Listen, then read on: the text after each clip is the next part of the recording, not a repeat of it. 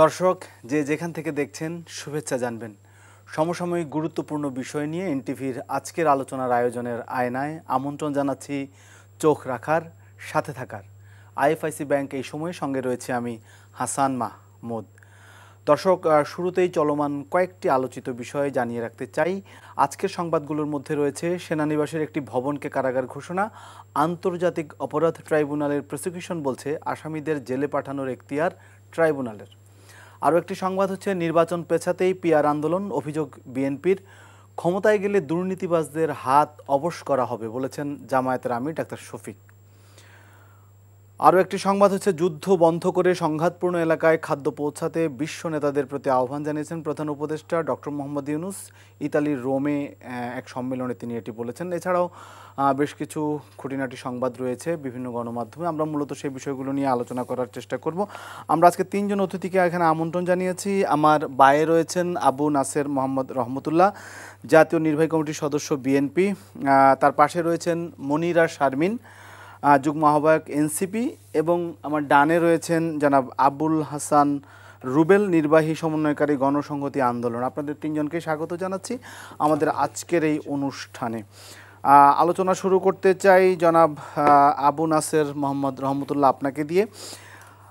আমরা দেখতে পাচ্ছি যে নির্বাচন ফেব্রুয়ারিতে হবে এবং আজকেও বিশ্ব খাদ্য সংস্থার যে সম্মেলন সেখানে ডক্টর ইউনূস এই কথাটি আবারও প্রতিধ্বনি করেছেন যে ফেব্রুয়ারিতে নির্বাচন অনুষ্ঠান হবে এবং সেজন্য তারা বদ্ধপরিকর। এটি তিনি আগেও বলেছেন এবং বলছেন।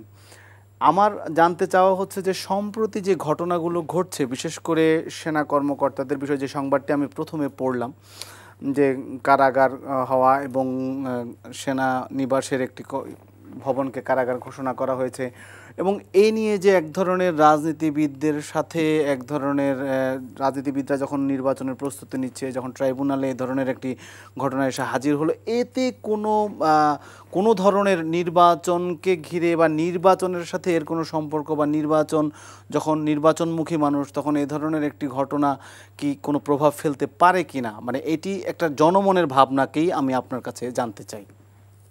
ধন্যবাদ আপনাকে, আপনার মাধ্যমে এনটিভির অসংখ্য দর্শক শ্রোতা বন্ধুদের, সেই সাথে আমার দুইজন সহ আলোচক, তাদেরকেও শুভেচ্ছা। আপনার মূল বক্তব্যটা যদি আমি বুঝতে পারি যে সেটা হচ্ছে যে নির্বাচন সামনের দিকে, সেই নির্বাচনকে সামনে রেখে ক্যান্টনমেন্টে একটি ভবনকে কারাগার হিসেবে ঘোষণা করেছে। না, মানে নির্বাচনের দিকে আমরা দেশ যাচ্ছে, সেই এইটাকে কেন্দ্র করে নির্বাচন নিয়ে কোনো সংশয় আছে কিনা বা জনমনের শঙ্কা আছে, এক ধরনের মানুষের মধ্যে আলোচনা রয়েছে, চাপ রয়েছে, বা এক ধরনের, এটা আমি আপনাকে বলি কি যে আসলে নির্বাচন তো এই সরকার প্রথম থেকেই দিতে চায় নাই তাড়াতাড়ি। তাদের যেই সময়টায় নির্বাচন দেওয়া উচিত ছিল সেই সময়টায় কিন্তু আসলে নির্বাচন দেয়াই হয়নি, এবং কারো কারো উপদেষ্টাদের মধ্য থেকে কারো কারো আসলে আমাদের দেশের একটা চেয়ারের সমস্যা আছে। চেয়ারে বসলেই মনে করে যে এই চেয়ারটা আমার, এই চেয়ারটা খুব আরাম আছে, এই চেয়ারটা থাকলে উপভোগ করা যায়, দেখি কৌশলে একটু চেয়ারের ক্ষমতাটা বাড়ানো যায় কিনা। ক্ষমতার কিছু তো সেই পুরনো অভ্যাস থেকেই যারা ক্ষমতায় আসলেন তারা ক্ষমতা আসার পরে আশেপাশের কিছু লোকজন তাদেরকে উস্কানি দেওয়া শুরু করলো, আর তারাও দেখলো যে এগুলিকে পয়েন্ট হিসেবে ব্যবহার করলে আমরা একটু চেয়ারের মেয়াদ বাড়াইতে পারি কিনা। এবং কিছু অনাকাঙ্ক্ষিত বিষয় অনেকগুলো ঘটনা ঘটেছে, আপনার মনে আছে কিনা, সেটা হচ্ছে যে জাতিসংঘের মিটিংয়ে গিয়ে এদিকে মিটিং চলাকালে সেনাপ্রধান বললেন 18 মাসের মধ্যে নির্বাচন হওয়া উচিত। অনেক আগের ঘটনা। জি, ওইখান থেকে প্রধান উপদেষ্টার সফর সঙ্গী হিসেবে তার প্রেস সচিব এসে পাল্টা সংবাদ সম্মেলন এসে না, ওখান থেকেই তিনি পাল্টা উত্তর দিলেন যে না, এটা আরো দেরি হবে। এটা তার নিজস্ব বক্তব্য, এরকম বলেছিলেন।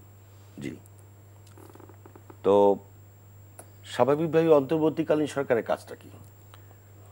একটা উদ্ভূত পরিস্থিতির সময় অন্তর্বর্তীকালীন সরকার গঠিত হওয়ার নজির পৃথিবীর বহু দেশে আছে, আমাদের দেশেও আছে। আমাদের দেশেও 1991 সালে হোসেন মোহাম্মদ এরশাদের পতনের পরে একটি অন্তর্বর্তীকালীন সরকার দায়িত্ব নিয়েছিল। 3 মাসের মধ্যে একটি নির্বাচন করেছিল বিচারপতি শাহাবুদ্দিন আহমেদের নেতৃত্বে। বাংলাদেশ স্বাধীনতার পর থেকে যতগুলো নির্বাচন হয়েছে, টুকটাক কিছু বিরোধিতা, কিছু অভিযোগ, সব নির্বাচনই ছিল, কিন্তু তুলনামূলক সবচেয়ে গ্রহণযোগ্য নিরপেক্ষ নির্বাচন এখনো পর্যন্ত সেই নির্বাচনটাই বাংলাদেশের মানুষ মনে করে।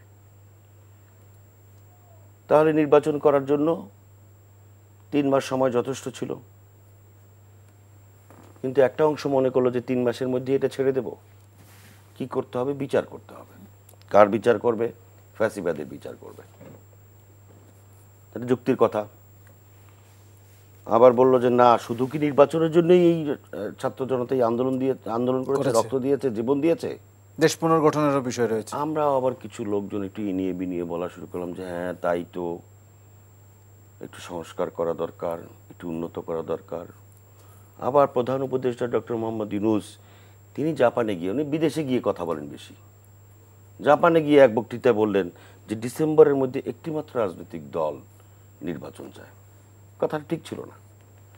অন্তত ডক্টর মোহাম্মদ ইউনূসকে আমরা মনে করি নাই যে উনি ক্ষমতার মোহে পড়ে তার যে ঐতিহ্য, তার যে ব্যক্তিত্ব, তার যে আন্তর্জাতিক মর্যাদা, সেইটা উনি ভুলে যাবেন, এটি কিন্তু আমরা মনে করি নাই।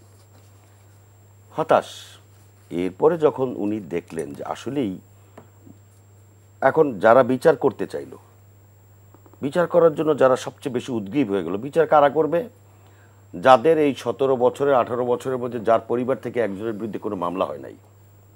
বিচার কারা করবে? বিচারের যন্ত্রণাটা কাদের? যাদের পুরা বংশের মধ্যে একটা মানুষ গুম হয় নাই, ফ্যাসিবাদের আচর তাদের গায়ে লাগেনি, তারা একদিনের জন্য মামলা খায় নাই, জেলে যায় নাই, হাজিরা দিতে হয় নাই, তাদের বিচার করার জন্য অনেক বেশি তাদের দায়বদ্ধতা বেড়ে গেল। আর যারা 17 বছর সকাল 7টায় মির্জা ফখরুল ইসলাম আলমগীর, আমির খসরু মাহমুদ চৌধুরী বা মেজর হাফিজউদ্দিন আহমেদ সকাল 7টায় বের হয়ে যেতেন, এই কোর্ট ওই কোর্ট, ওই কোর্ট ওই কোর্ট, এই হাজিরা ওই হাজিরা করে সন্ধ্যা 7টার সময় অফিস টাইমের মতো তারা সারা বছর দৌড়েল। হাজার হাজার মানুষ পঙ্গুত্ব বরণ করলো, জীবন দিল। তাদের বিচারের প্রতি আগ্রহ নাই, আগ্রহ হয়ে গেল উপদেষ্টাদের। তাহলে বোঝা গেল যে এই বিচারের নামে এবং সংস্কার, কারা সংস্কার করবে? যারা এই দেশের মাটির সঙ্গে তাদের কোনো সম্পর্ক নেই। এই সংস্কার কমিশনের মধ্যে আপনি দেখবেন বড় বড় ডক্টরেট ডিগ্রি অর্জন করা লোক আছে, তারা কিন্তু সংস্কার করার জন্য আগে আসে। এখন বিষয়টা হচ্ছে যে মানে আমার বক্তব্যটা হচ্ছে যে নির্বাচনটাকে প্রথম থেকেই সংশয়ের মুখে রেখে দিয়ে একটা অংশ। আচ্ছা, এরপরে ডক্টর মোহাম্মদ ইউনূস সাহেব যখন সার্বিক বিষয়বস্তু বুঝলেন যে ডক্টরেট ডিগ্রি, বড় বড় ডিগ্রি অর্জন করা, আর দেশের বাইরে বড় বড় ডক্টরেট ডিগ্রি নিয়ে দেশে আসা আর দেশ চালানো এক জিনিস না।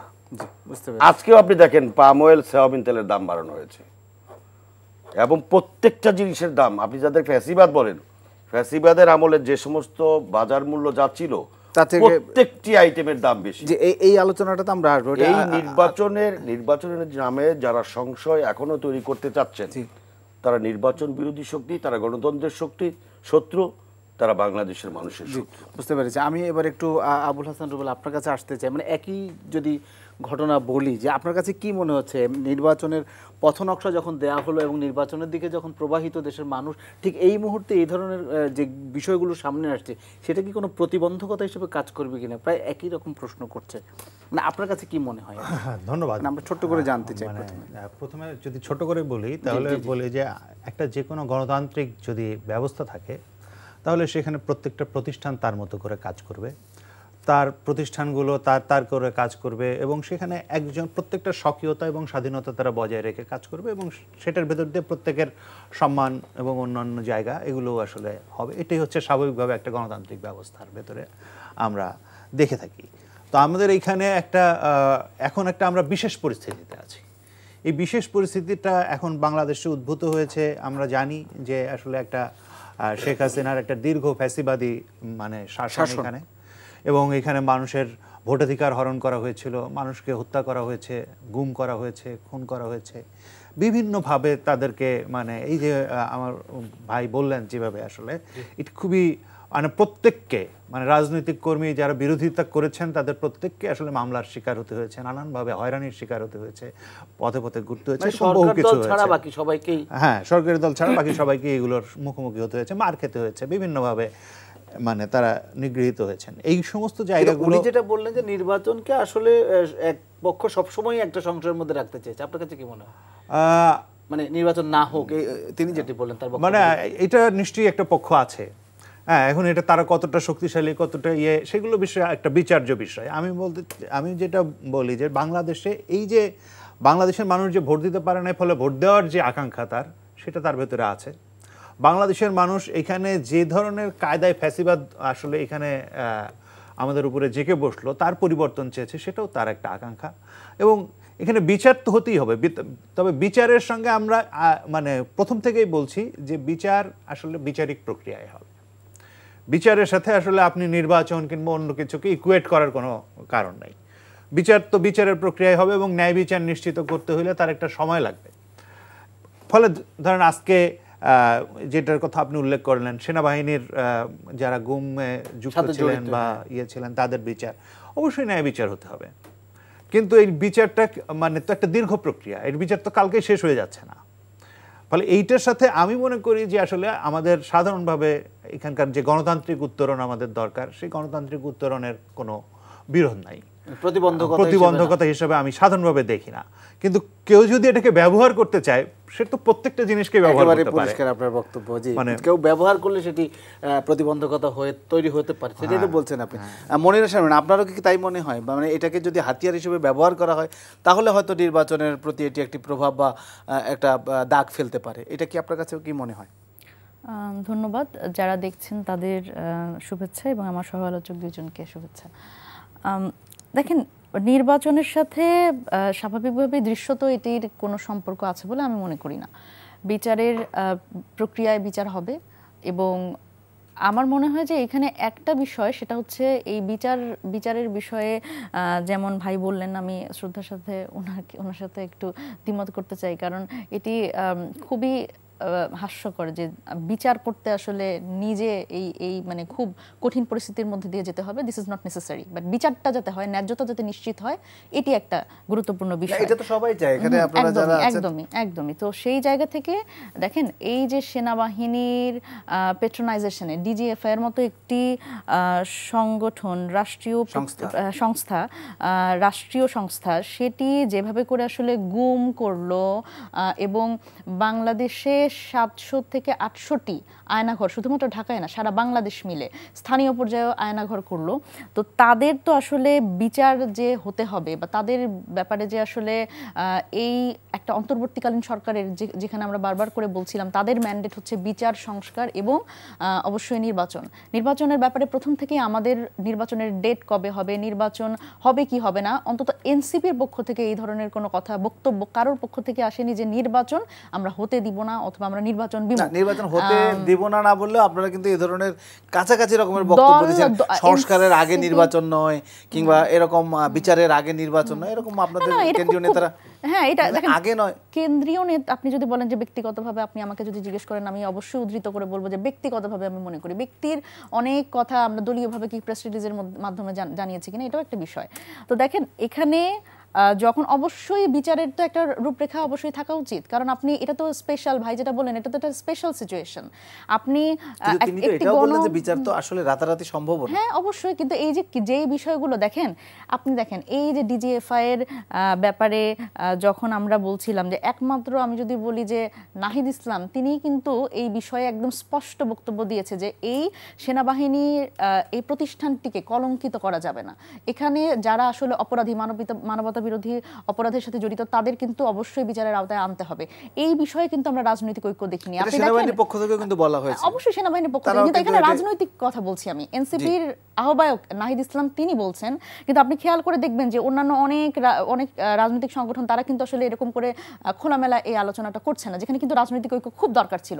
দেখেন, বিচার সংস্কারে আমার মনে হয় রাজনৈতিক ঐক্য সবচেয়ে প্রয়োজন ছিল, যেটা কিন্তু আমরা করতে ব্যর্থ হয়েছি। কিন্তু তারপরেও যেটা আসার কথা, আমরা এক টেবিলে বসেছি, 30টিরও বেশি রাজনৈতিক দল কথা বলেছে সংস্কার নিয়ে। দেখেন, আমি মনে করি বিচার একটি চলমান প্রক্রিয়া, এটিও যেমন সত্য। তবে এই যে দেখেন, বাংলাদেশে একটি বিশেষ রাজনৈতিক দল যতবার নির্বাচনী রোডম্যাপ চেয়েছে, তারা কি কখনো বলেছে যে বিচার চলমান প্রক্রিয়া ঠিক আছে, কিন্তু বিচারের একটা রোডম্যাপ আমাদের করা উচিত? আমাদের অন্তর্বর্তীকালীন সরকারের পক্ষ থেকে এই ধরনের কোনো রূপরেখা কি চাওয়া হয়েছে? আচ্ছা, আরেকটা কথা বলি, সেটা হচ্ছে হ্যাঁ, অবশ্যই আমরা বারবার করে বলেছি যে নির্বাচনের রোডম্যাপ তো ঠিক আছে, সেটা তো অবশ্যই আমরা চাই, কিন্তু বিচারেরও একটা রোডম্যাপ থাকতে হবে।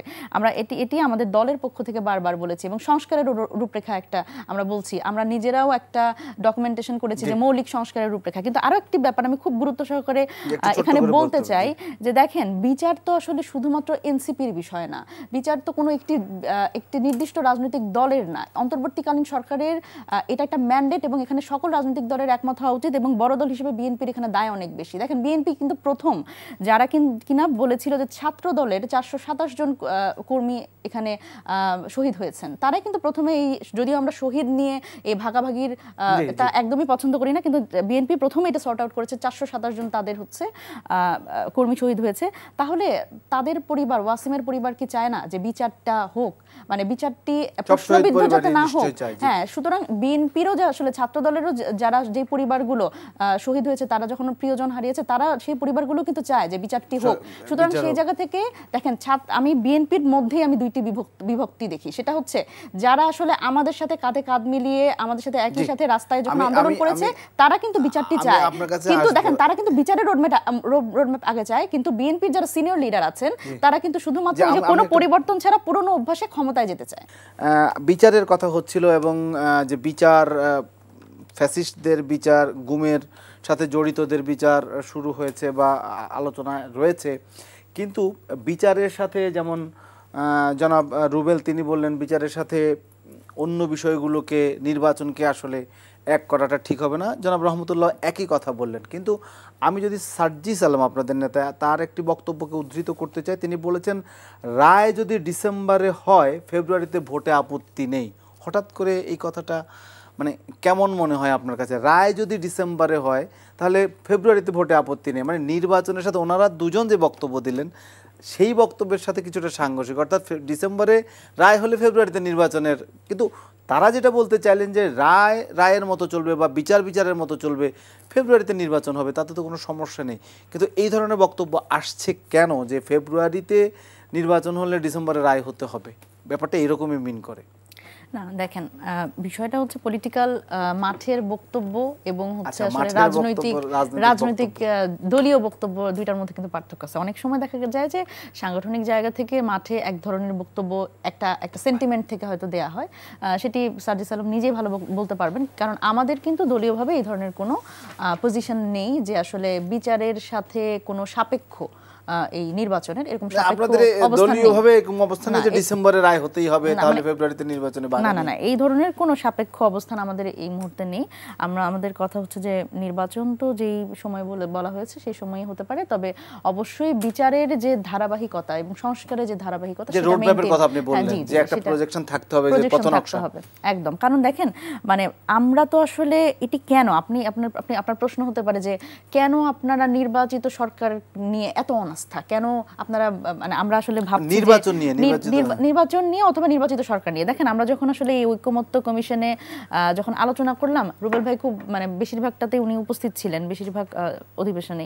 তো আসলে সত্যি কথা বলতে যেটা হয়েছে, আমার কাছে ব্যক্তিগতভাবে মনে হয়েছে যে ঐক্যমত্য কমিশনটা একটা একচ্ছত্র কমিশন আর কি। একচ্ছত্র কমিশন বলতে আমি যেটা বোঝাচ্ছি সেটা হচ্ছে একটি নির্দিষ্ট দলের একচ্ছত্র তাদের মানসিকতা এখানে একটা মানে বড় বেশি প্রতিফলিত হয়েছে, এবং ঐক্যমত্য কমিশনটা একদম একচ্ছত্র আধিপত্যের মধ্যে চলে গেছে। কারণ সবাই তো অংশগ্রহণ করছে, আমরা দেখতে পেয়েছি জামাত সেখানে বক্তব্য রাখছে, আপনারা রাখছেন, ইভেন গণসংহতি আন্দোলন রাখছে, তারপরেও আপনি কেন বলছেন?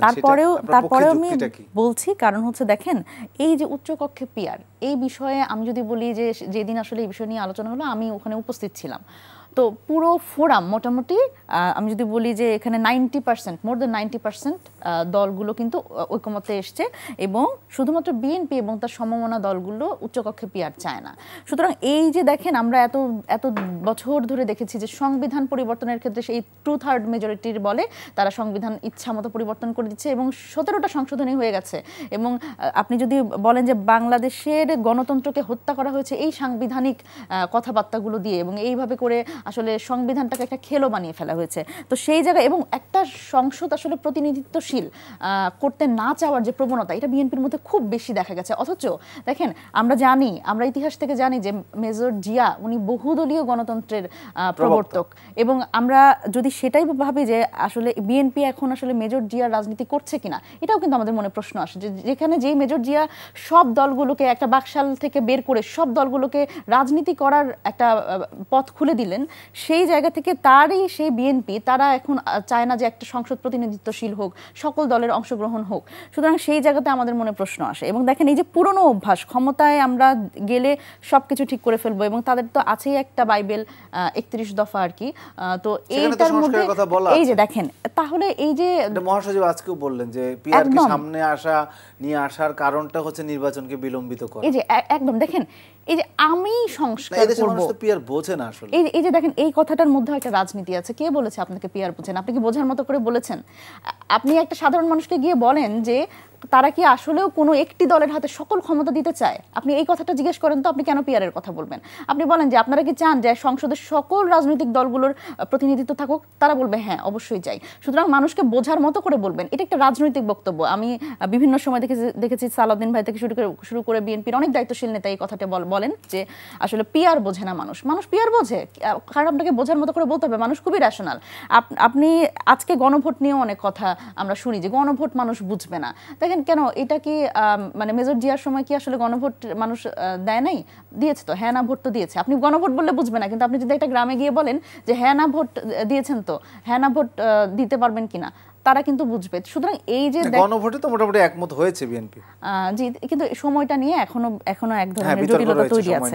এখন দেখেন এই যে যেটা বলছিলাম সেটা হচ্ছে যে পুরনো অভ্যাস থেকে আমাদের বের হতে হবে। রাজনৈতিক দলগুলোর সবচেয়ে বেশি প্রয়োজন ছিল এই অভ্যুত্থান পরবর্তী সময় রাজনৈতিক দলের সংস্কার কমিশন একটি গঠন করা, যেটা কিন্তু আসলে হয়নি। কারণ আমরা কিন্তু আমাদের দলগুলোর সংস্কার, জি, এই কমিশনটা সবচেয়ে গুরুত্বপূর্ণ ছিল। এই কমিশনটা গঠন করা দরকার ছিল, কারণ রাজনৈতিক দলগুলো তাদের পুরনো অভ্যাস থেকে বের হতে পারেনি। রাজনৈতিক দলগুলো দেখেন এই যে আমি যদি বলি ইলিয়াস আলীর মানে গুম হলেন বিএনপিরই, তো এই যে ইলিয়াস আলীর বিচার কি তারা চায় না? ইলিয়াস আলীর কথা কি তারা ভুলে গেছে? যেই গুমের মধ্যে দিয়ে এই এতগুলো মানুষ তারাই যদি বড় দল হিসেবে তাদেরই নেতাকর্মী যদি সবচেয়ে বেশি আমি ধরি, তাহলে তারাই তো সবচেয়ে বেশি নিষ্পেষণের শিকার হয়েছে এই 17টা বছর। তাহলে তাদের বিচার তো এটাতে আগে চাওয়ার কথা ছিল, কিন্তু তারা কিন্তু চায় না। এবং খুব গুরুত্বপূর্ণভাবে এই যে সাংবিধানিক এবং সংবিধিবদ্ধ প্রতিষ্ঠানগুলোর যে নিয়োগ কমিটি, আমরা বললাম ঐকমত্য কমিশনে যে আমরা একটা স্বতন্ত্র নিয়োগ কমিটি চাই, কারণ আমরা চাই যে পুলিশের মতো কাজ করুক, একটা স্বাধীন পুলিশ কমিশন গঠন করা হোক। এবং অন্যান্য যে দুদক থেকে শুরু করে আমরা যদি বলি পিএসসি, এই প্রশাসনটা আসলে দলীয় দখল থেকে বের হয়ে যায়। একটা যুক্তি দেখে যে নির্বাহী বিভাগকে আসলে অনেক বেশি ক্ষমতাহীন করে ফেলা হচ্ছে, যেটা আসলে নির্বাহী বিভাগ তো দেশটাকে চালাতে হবে। সেই অর্থে নির্বাহী বিভাগের মানে এত বেশি ক্ষমতার কি দরকার যেখানে আসলে সে প্রশাসনকে দলীয়করণ করে ফেলবে? আপনি আমাকে বলেন যে আপনি কোনো সময় কি দেখেছেন যে বা অনেক দেশে অভ্যুত্থান হয়েছে, অনেক দেশেই গণ অভ্যুত্থান হয়েছে, কিন্তু আপনি কি দেখেছেন যে মসজিদের ইমাম থেকে শুরু করে আপনার পুলিশের ঊর্ধ্বতন কর্মকর্তা থেকে শুরু করে প্রশাসনের ঊর্ধ্বতন কর্মকর্তা সবার একসাথে পালাতে হয়েছে? এটা কিন্তু দেখেননি। কিন্তু বাংলাদেশে কিন্তু এটা হয়েছে, কারণ প্রাতিষ্ঠানিক দলীয়করণ একটি খুবই গুরুত্বপূর্ণ বিষয়, যেটি আমাদের অভ্যুত্থান পরবর্তী সময় কিন্তু অ্যাড্রেস করা উচিত ছিল। কিন্তু বড় দল হিসেবে, রাজনৈতিক দল হিসেবে আমি যদি বলি, বিএনপি সবসময় নিজেদের দাবি করে যে তারা বড় দল হলে ভাই দায়টাও নিতে হবে এবং দায়িত্ব নিতে হবে। দায়িত্ব নিয়ে আমরা ভেবেছিলাম যে এই সময় বিএনপি আসলে এইটি আপার হ্যান্ডে নিবে এবং তারাই আসলে এই সংস্কারটি লিড করবে, কিন্তু আমরা কিন্তু সেই জায়গাতে অনেক হতাশ হয়েছি। সেই জায়গাতে আমি বলবো যে আসলে যেই সংস্কারগুলো এইগুলোতে আন্তরিক হওয়ার প্রয়োজন ছিল বিএনপির, এবং সেই পুরনো অভ্যাস শুধুমাত্র ক্ষমতা দখল, একটা গণ অভ্যুত্থান কখনো ক্ষমতা দখলের রাজনীতি করলে হবে না একটা গণ অভ্যুত্থানের পরে। তো এটি বুঝতে হবে, এবং বিচারের ক্ষেত্রেও যে তারা যে ধরনের বক্তব্য দিচ্ছে আমার মনে হয় যে সেখান থেকে বেরিয়ে এসে নির্বাচনের মধ্য দিয়ে হলে সেটা কিভাবে ক্ষমতা দখল হয়? নির্বাচনের মধ্য দিয়ে তারা যদি ক্ষমতা আসে, যাই হোক আমি একটা সংস্কারবিহীন নির্বাচন। আচ্ছা জি, বুঝতে পেরেছি। আমি একটু জনাব রহমতুল্লাহ, আপনি কি এই বিষয়টাতে কথা বলেন? অনেকগুলো পয়েন্ট তিনি বলেছেন যে সংস্কারের ব্যাপারে বিএনপির অনাগ্রহ, শুধু নির্বাচনমুখিতা, এবং সবচেয়ে বড় কথা যেটি তিনি বলতে চেয়েছেন যে শহীদ প্রেসিডেন্ট জিয়াউর রহমান যে গণতান্ত্রিক পরিবেশ তৈরি করেছেন, বহুদলীয় গণতন্ত্র, সেখানে অন্য দলের মতামতকে বিএনপি উপেক্ষা করছে বা গুরুত্ব দিতে চায় না। আপনার কাছে কি মনে হয়? এতক্ষণ সময় কি দিতে পারবেন আমাকে? জি, আপনি বলুন, আমি চেষ্টা করব। আমার ছোট বোন সহকর্মী তিনি অনেকগুলো কথা বলেছেন। সেটা হচ্ছে যে বিচার করতে বেশি দায়বদ্ধ কারা? আমি একটু আগে বলেছিলাম আপনাকে, যারা বেশি ক্ষতিগ্রস্ত, যারা এর দ্বারা ক্ষতবিক্ষত, তারা বিচার করবে। আর যারা কোনো আচরণের শিকার হয় নাই, ক্ষতবিক্ষতের কোনো চিহ্ন নাই, তারা বিচারের জন্য খুব বেশি দায়বদ্ধ হবে। আর এটা আমাকে মেনে নিতে হবে, আমি তো এটা মানতে পারবো না। তারা বিচারের কথা বলে বা সংস্কারের কথা বলে শুধুমাত্র ক্ষমতার পরিধিটা বৃদ্ধি করতে চায় সময়ক্ষেপণ, এবং অন্য কোনো শক্তিকে অপকৌশলে সুযোগ করে দিতে চায় বিভিন্নভাবে। এখন সুযোগের প্রশ্ন আসলে সবার উপরে চলে আসবে, ওগুলো আমি ব্যাখ্যা করে বললাম না। দ্বিতীয়ত উনি বলেছেন যে বিচার সংস্কার নির্বাচন এর বিরুদ্ধে তাদের কোনো বক্তব্য নাই, মন্তব্য নাই, বিচার সংস্কার কমিশনের সঙ্গে নির্বাচনের সঙ্গে কোনো সম্পর্ক নেই। এই আপনি যার নাম বলেন একটু আগে, সেই ভদ্রলোক রায়ের বাজারে ওই যে ইয়াতে গিয়া পরিষ্কারভাবে দাঁড়ায় বললেন, বলে যান কেন যে বিচারের আগে কোনো রকমের কোনো নির্বাচন বাংলার মাটিতে হবে না। সেই একটা উদ্ধৃতিও বলছিলাম যে ডিসেম্বরে নির্বাচন হলে, এটা তো এখনকার। এরপরে কোনো বোধ জ্ঞান সম্পন্ন কোনো মানুষ বলতে পারে যে এই রায় হইলে তারপর নির্বাচন হবে? এটা কোনো একটা রায় মানেই কি বিচার শেষ? তার মানে কি?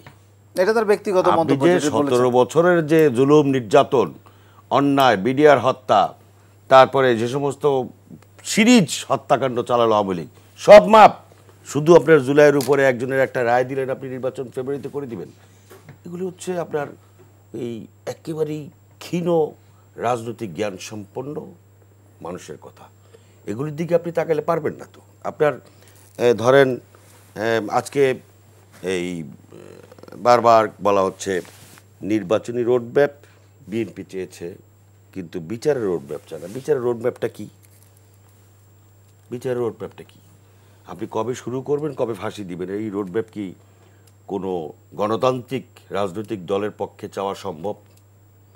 আপনি কি বিচার কি করবেন, আপনি ফাঁসি দিবেন? আবার এরকমও বলছে যে ফাঁসি হলে তারপর এটা হবে। আপনি বিচারের মাধ্যমে ফাঁসি হবে আপনি জানলেন কীভাবে? ফাঁসি হবে না জেল হবে, কয়জনের ফাঁসি হবে, কয়জনের জেল হবে, কয়জন নির্বাচন অযোগ্য হবে, কয়জন অযোগ্য হবে না, এটার নাম তো বিচার না। মানুষ তো ওই আমার মনের ইচ্ছার বাসনা পূরণ করাই তো শুধুমাত্র একটা বিপ্লবের মূল কথা হতে পারে না। আপনি তো সমস্ত কিছু প্রক্রিয়ার মাধ্যমে আসতে হবে। আপনারা দেখেন বলেছেন যে ঐকমত্য কমিশন, এটা বিএনপি এবং সমমনা দলের একটা বেশি প্রতিফলিত হয় বিএনপির বক্তব্য বা বিএনপি প্রতিফলিত হয়েছে আমি জানি না। এই ঐকমত্য কমিশন নোট অফ ডিসেন্টের ক্ষেত্রে যদি বলেন সবচেয়ে বেশি নোট অফ ডিসেন্ট বিএনপি দিয়েছে। ডিসেন্ট দেওয়া তো এটা আপনার আলোচনার একটা অংশ। আপনি আপনার গণতান্ত্রিক অধিকার নোট অফ ডিসেন্ট দেওয়া, এটা কি আপনি দিতে পারবেন না? তাহলে আপনি ফ্যাসিবাদের বিরুদ্ধে কিসের কথা বলতেছেন? আপনি যদি সব কিছু বলেন যে ওইটা করা যাবে না, ওইটা করা যাবে না, ওইটা করা যাবে না, নাম দিবেন ঐক্যমত, তাহলে তো হইল না। তাহলে তো ঐক্যমত না বলে আপনি বলেন ফ্যাসিবাদ বলেন, আপনি তো ফ্যাসিবাদই আচরণ করতেছেন। এবং আপনি দেখেন মেজর জিয়া বহুদলীয় রাজনীতি করেছেন এবং এখন মেজর জিয়া রাজনীতি বিএনপি করে না, সেই বিচারটা জনগণই করুক না। তিনি বলতে চেয়েছেন আর কি সেই আদর্শে বিএনপি নেই, সেই বিচারটা জনগণই করুক না। যেটা কি শহীদ জিয়ার দল নাকি অন্য কারো রাজনৈতিক দল, মানে ভোটের মাধ্যমে সেই বিচার জনগণ করবে। অবশ্যই। আপনি বললেন 31 দফা, এটা একটা বাইবেল, আশ্চর্য কথা। আপনি যেই জিনিস আপনার যখন রাজনীতিতে বুক খোলার বয়স হয় নাই, রাজনীতি কি জিনিস কোনোদিন রাজনীতির টেবিলে আসবেন সেটা বোঝার সময় হয় নাই, সেই সময় থেকে এই জাতিকে সামনের দিকে এগিয়ে নিয়ে যাওয়ার জন্য একটা 31 দফার যে করেছেন, আপনি এটাকে সাধুবাদ জানাবেন। এবং ঐকমত্য কমিশনের 80% এই 31 দফার মধ্যে দেয়া আছে। বাকি 20%-এর বিষয়ে আপনি কথাবার্তা বলে একটা যেগুলো ঐকমত মানে কি, আমি যা চাই তাই হইতে হবে নাকি সবাই মিলে এটা বলেছেন রাজি ওনাদের সাথে যে বক্তব্যগুলো সেটাতে আপনারা একমত পোষণ করেন না কেন? একমত পোষণ করতে হবে, এটা কি কোনো গণতান্ত্রিক রীতিনীতি কিনা? একমত পোষণ করতেই হবে আমার বক্তব্যের সঙ্গে, থাকতেই পারে, তাহলে তো ফ্যাসিবাদ হলো। ভিন্ন মত না, তিনি বলছেন যে আগের যে সংস্কার বা আগের যে পদ্ধতি সেই পদ্ধতি থেকে বেরিয়ে আসা আর কি, নতুন বাংলাদেশ বিনির্মাণ। আগের পথ থেকে বেরিয়ে আসার জন্য সবাই একমত যদি হয় সেটাই তো ঐক্যমতের ভিত্তিতে বাস্তবায়ন করবেন। আপনি যদি বলেন যে আমার এইটার উপরেই আপনাকে একমত হইতে হবে, সেটা তো গণতন্ত্র না। গণতন্ত্রের তো রীতিনীতি কি জন্য? শহীদ প্রেসিডেন্ট জিয়াউর রহমান বহুদলীয় গণতন্ত্রের রাজনীতি চালু করেছিলেন কেন? এই যে আজকে ইসলামী রাজনীতির যারা কথা বলেন, জিয়াউর রহমান সাহেব ক্ষমতা আসা আগে তাদের তো রাজনীতি করার অধিকার ছিল না, কোনো রাজনৈতিক দলই তো ছিল না, ইভেন আওয়ামী লীগও তো ছিল না। বিএনপির জন্ম পরে হয়েছে, এনসিপির জন্ম পরে হয়েছে, কিন্তু আগে যারা রাজনৈতিক দল ছিল, জাসদ, মুসলিম লীগ, জামাত ইসলাম, তাদের তো রাজনীতি করার অধিকার ছিল না। পিআরের বিষয়টা আবার কিন্তু আসছে, অনেক উচ্চ কক্ষের কথা বলেছেন তিনি, অবশ্যই এখন নিম্ন কক্ষ না। আমার কথা হলো যে আপনি মানুষের ভোটের উপর আস্থা নাই কেন? মানুষ আপনাকে ভোট দিয়ে সংসদে পাঠাবে, এটা চিরাচরিত ঐতিহ্য। আপনি যদি এর থেকে ভালো কোনো উদ্যোগ থাকে, আপনি নির্বাচনের সময় নির্বাচনী ইশতেহার পেশ করেন, অন্তর্ভুক্ত করার জনগণের সামনে যান যে আমি চাই আগামীতে দেশ এভাবে চলবে। দেশ কি 5 বছরের মধ্যে সবকিছু হয়ে যাবে নাকি? বা 3 মাসের মধ্যে সব হয়ে যাবে নাকি? আপনি আপনার যত ভালো ভালো প্রস্তাবনা আছে নির্বাচনে ইশতেহারভুক্ত করেন, ইশতেহারভুক্ত করে জাতির কাছে যান। জনগণ যদি আপনাকে ভোট দিয়ে পার্লামেন্টে আনে, আপনি পার্লামেন্টে পাস করে নেন। পিছনের দরজা দিয়ে ক্ষমতা যেতে হবে কেন? এই পিআরের মাধ্যমে শুধুমাত্র আওয়ামী লীগ সুবিধা পাবে। আর একটা সুবিধা আছে, সেটা হলো যে আপনার দলের সভাপতি বা আপনার দলের মহাসচিব জীবন ভর ইলেকশন করে কোনোদিন পার্লামেন্টে যাওয়ার সুযোগ নেই। তাকে নেওয়ার জন্য আপনার যে কোনোভাবেই হোক, ওই জায়গায় 2000, ওই জায়গায় 1500, ওই জায়গায় 1900, ওই জায়গায় 1800, তারপর আপনার সভাপতিকে জেলে এই আপনার সংসদে পাঠাইতে হবে। আরেকটা সুবিধা আছে যে ধরেন মোটামুটি সারা বাংলাদেশ মিলে যদি মোটামুটি 8টা বা 10টা আসনও পাই আমরা, তাহলে ওপেন টেন্ডার আমার কাছে আছে, আসো কে কত দিবা। অর্থাৎ পেশি শক্তি এবং কালো টাকার দৌরাত্ম্য, বিশেষ করে কালো টাকার দৌরাত্ম্য বৃদ্ধি পাবে এই পিআরের মাধ্যমে। এ নিয়ে অনেক কথা হয়েছে, ভালো কথা। তারপর যদি পিআর জনগণ চায়, আপনি পরবর্তী সময়ের জন্য অ্যাপ্লাই করতে পারেন, জাতির কাছে আপনি প্রকাশ করতে পারেন। আর আছে আপনার বক্তব্য? আর একটা বক্তব্য হচ্ছে পুরনো অভ্যাস ক্ষমতা দখল করা। এই বিএনপি 17 বছর পুরো সময়টা ভোটের অধিকার আদায়ের জন্য তারেক রহমান সাহেব যতবার জাতির উদ্দেশ্যে ভাষণ দিয়েছেন, ততবার তিনি বলেছেন আমার ভোটের অধিকার প্রতিষ্ঠা করার জন্য আপনি আমার হাতকে শক্তিশালী করুন। সাথে সাথে এটাও বলেছেন যে ভোটের অধিকার পাওয়ার পরে আপনি যাকে ইচ্ছা তাকে ভোট দেবেন, আমাকে ভোট দিতে হবে, ধানের শেষে ভোট দিতে হবে, এটা কোনো বিষয় না, আপনি যাকে ইচ্ছা ভোট দেবেন। এই কথা বলার বুকের পাঠা এবং সাহস কার আছে? তিনি বলেছেন আপনি ভোটের অধিকার পাওয়ার পর আপনি যাকে ইচ্ছা তাকে ভোট দিবেন। তাহলে ভোটের অধিকারটা প্রতিষ্ঠা করুন। আগে অধিকারটা, সেই ভোটের অধিকারের জন্য এখনো লড়াই করতে হবে, এখনো বলতে হবে যে না মিলায় জিলায় তারপর আমার দলের চেয়ারম্যানকে এমপি বানাইতে হবে, মহাসচিবকে এমপি বানাইতে হবে। অতএব স্পষ্ট কথা যে নির্বাচনকে সামনে রেখে কিছু মহল, একটা মহল এমন কিছু ইস্যুকে সামনে নিয়ে আসছে যে ইস্যুর সঙ্গে সাধারণ মানুষের কোনো সম্পর্ক নাই। গণভোটের বিষয়ে বারবার বলা হচ্ছে, গণভোটের প্রসঙ্গে আমরা আসবো, এরপরেই আসবো। আমরা একটু এই বিষয়ে আমরা একটু জনাব আবুল হাসান রুবেলের বক্তব্য শুনতে চাই। তিনি যে অভিযোগটি করেছেন যে আসলে আপনারা ঐকমত্য কমিশনে রয়েছেন, একটা দলের বক্তব্য বা বিশেষ কিছুই কি প্রতিফলিত হয়? মানে আপনার কাছে কি মনে হয়েছে? একটা বিষয় জেনে রাখেন, এই বিগত 17 বছর বিএনপি এবং তার সমমনা দলই কিন্তু আন্দোলন টিকিয়ে, আমরা একটু জনগণ যেটাতে সম্পৃক্ত হয় না আর কি। জি, আমি একটু বলি। জি জি নিশ্চয়ই। প্রথমত আমরা ঐকমত্য কমিশনে প্রায় সবগুলো মিটিং আমি ছিলাম। জি, ফলে সেই জন্য আপনাকে ফলে অভিজ্ঞতাটা আমার খুব প্রত্যক্ষ আছে। একটা হচ্ছে যে ঐকমত্য কমিশনে আমরা বলতাম হচ্ছে নিরাপত্তা পরিষদ আর সাধারণ পরিষদ। আমরা ওখানে 32টা দল আলোচনা করেছি, তার ভিতরে 3টা দল ছিল নিরাপত্তা পরিষদ, বিএনপি, জামাত, এনসিপি। তারা সবসময় কথা বলার সুযোগ বেশি পেয়েছে, তারা সবসময় তাদের মানে যে বক্তব্য সেটা বেশি উত্থাপন করতে পেরেছে, শুধু তাই না, বেশি গুরুত্বও পেয়েছে। আচ্ছা, গুরুত্ব পেয়েছে তাদের উপরে মানে বিশেষভাবে। এটা আমরা অন্য জায়গায়ও দেখি, মানে অন্তর্বর্তীকালীন সরকারের সাথে মানে অন্যান্য বিষয়ে সফর এবং অন্যান্য সমস্ত কিছুতেই আমরা দেখি যে আচ্ছা 3 দল মোটামুটি ভাবে তারা গুরুত্ব পাচ্ছে, অধিক প্রিয় সন্তান। আমরা অপেক্ষাকৃত মানে অধিক প্রিয় সন্তান আমরা। এখন তো আমরা ভাই বহুদিন ধরে ভোট করি না, কেমন কে কত এটা তো আমরা জানি না গণতান্ত্রিক পদ্ধতিতে। হ্যাঁ, জি। তো এখন ঘটনাটা হচ্ছে যে এইটা ফলে আমাকে যদি বলেন যে আসলে সবচেয়ে বেশি মানে গুরুত্ব পেয়েছে ঐকমত্য কমিশনে কে, এটা আসলে আমি বলবো যে এই 3 দলই পেয়েছে, মানে 3 দলই পেয়েছে। এবং আমরা আমাদের কথাটা বলেছি, কখনো হয়তো এনসিপির সঙ্গে মিলেছে, কখনো হয়তো বিএনপির সঙ্গে মিলেছে, কখনো হয়তো জামাতের সঙ্গে মিলেছে। মানে এখন এইটা এক একটা দলের যা পজিশন সেটা অনুসারে তারা মানে কথা বলেছে। কিন্তু এইটা মানে আমার কাছে মনে হয় যে শেষ পর্যন্ত একটা সব দলের অংশগ্রহণের ভেতর দিয়ে বাংলাদেশে এটা একটা নতুন সংস্কৃতি যে মানে ধরেন আমাদের দেশে আসলে আমরা তো জানি যে মানে একজন আরেকজনের মুখ দেখা দেখি বন্ধ, এটা তো আমাদের এখানকার কালচার। রাজনৈতিক দলগুলোর ভেতরে আমাদের এখানে একটা পার্লামেন্টারি ডেমোক্রেসির উপযুক্ত আসলে পলিটিক্যাল কালচার তৈরি হয়, গড়ে ওঠেনি। ফলে পলিটিক্যাল কালচারের দিক থেকে এটা একটা নতুন জায়গা, যেখানে আসলে নতুন উদাহরণ, যেখানে আসলে সবাই তার আর্গুমেন্ট করেছে এবং কোন ধরনের মানে এক অর্থে এইখানে আমরা যতটুকু টক শোতে পরস্পর বিরোধিতা করছি তার চাইতে অনেক বেশি যৌক্তিকভাবে ওইখানে আসলে মানে পরস্পরের বিরোধিতা করা হয়েছে, কিন্তু কোনো ধরনের সিন ক্রিয়েট ওই অর্থে হয়নি। এটা আমি মনে করি একটা নতুন ধরনের ভালো দিক।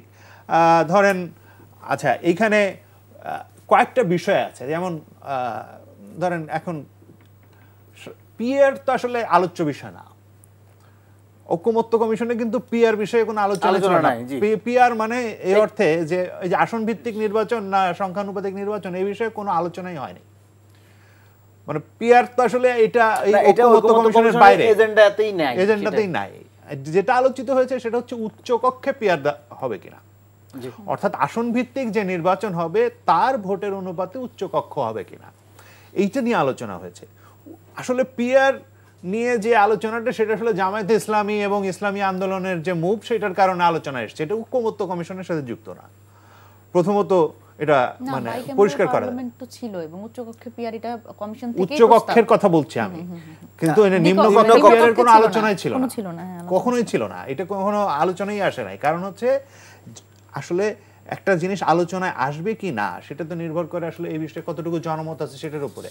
এই বিষয়ে মানে ঐক্য কমিশন যে একটা জরিপ করেছিল সেখানে মানে 8% মানুষ আসলে এই পিয়ার বিষয়ে আগ্রহ দেখিয়েছিল, আর বাকি মানে বেশিরভাগ মানুষ এই বিষয়ে কোনো আগ্রহ দেখায় নাই, ফলে এটা আলোচনায় আসে নাই।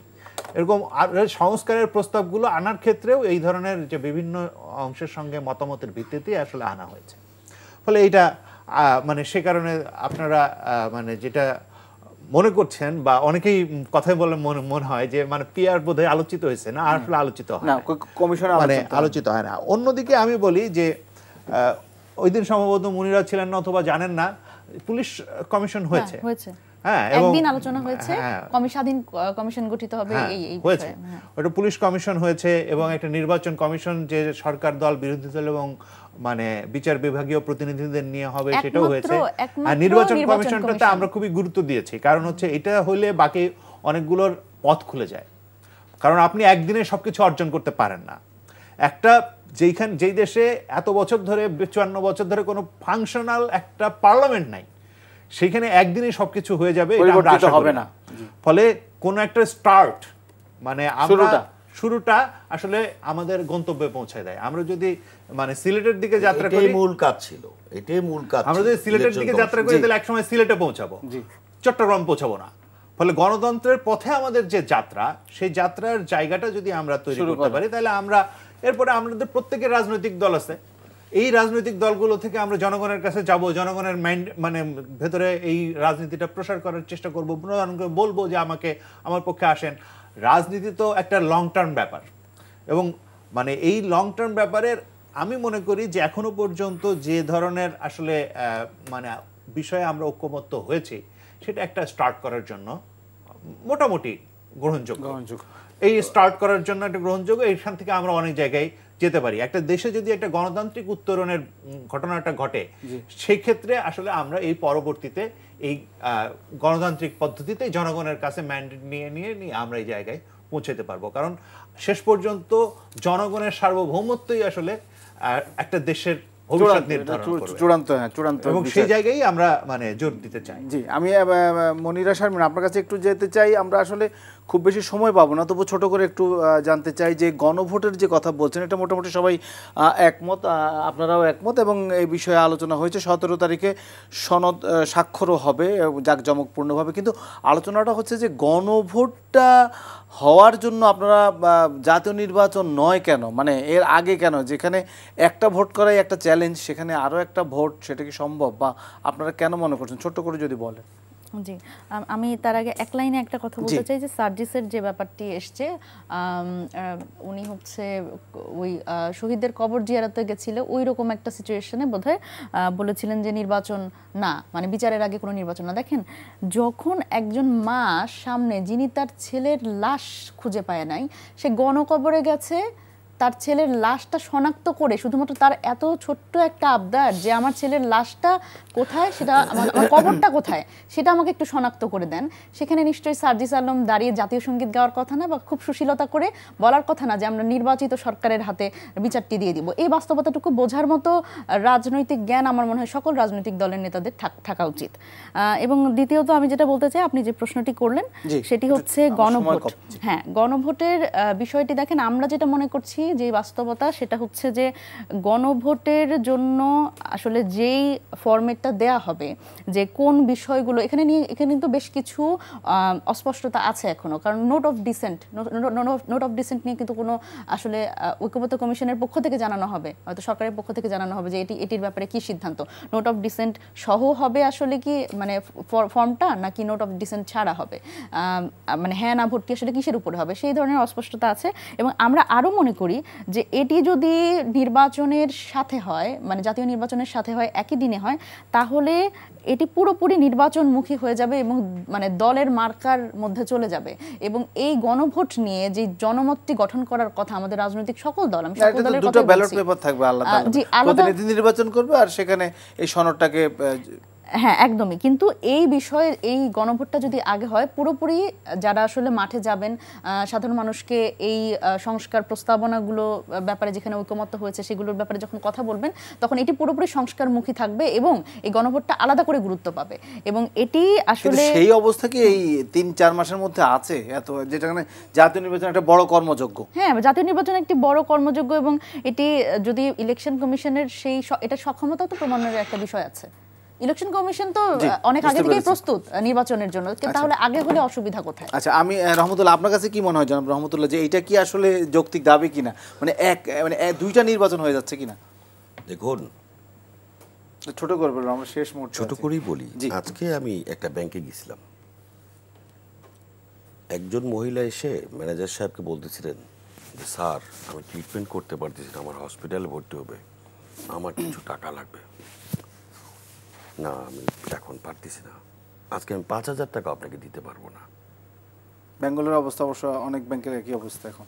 একই জায়গায় একেবারে 1 মিনিটের মাথায় আরেকজন মহিলা বলতেছে আমি প্রেগন্যান্ট, আমাকে হসপিটালে ভর্তি হবে আপনার কথার উপরে, আমি জানি না আপনাকে কবে দিতে পারবো, আমি কি আগামী সপ্তাহে যোগাযোগ করব, আমি আপনাকে জানাবো, আমি এখন বলতে পারবো না।